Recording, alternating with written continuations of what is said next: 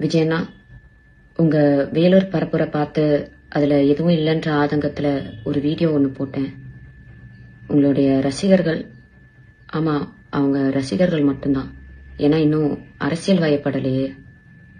அவங்க எல்லா social media சைட்லயும் என்னை கடிச்சு வச்சிட்டு இருக்காங்க. இந்த மைனர் பசங்க கிட்ட இருக்கிறது முக்காவாசி என்னமோ ஃபேக் ப்ரொஃபைல் மட்டும்தான். அதை வச்சுதான் என்ன மிரட்டிட்டும் இருக்காங்க. அதுக்காக பயந்து நான் அந்த வீடியோவை டிலீட் பண்ணவும் மாட்டேன், என் கருத்துக்கள்ல இருந்து பின்வாங்கவும் மாட்டேன். என்ன மிரட்டினா பரவாயில்ல, ஆனா என்ன சார்ந்தவங்களையும் மிரட்டுறனால இத சொல்ல வேண்டிய கட்டாயத்துல இருக்கு. விஜயண்ணா, உங்களுக்கு என்ன பழி வாங்கணும்னா நான் என் வீட்டில் இருப்பேன், இல்லைன்னா என் ஆஃபீஸில் இருப்பேன். என்ன வேணாலும் பண்ணுங்க, ஆனால் அவங்கள விட்டுருங்க. ஓ, நீங்க பணியூரை விட்டு வெளியே வர மாட்டீங்கல்ல?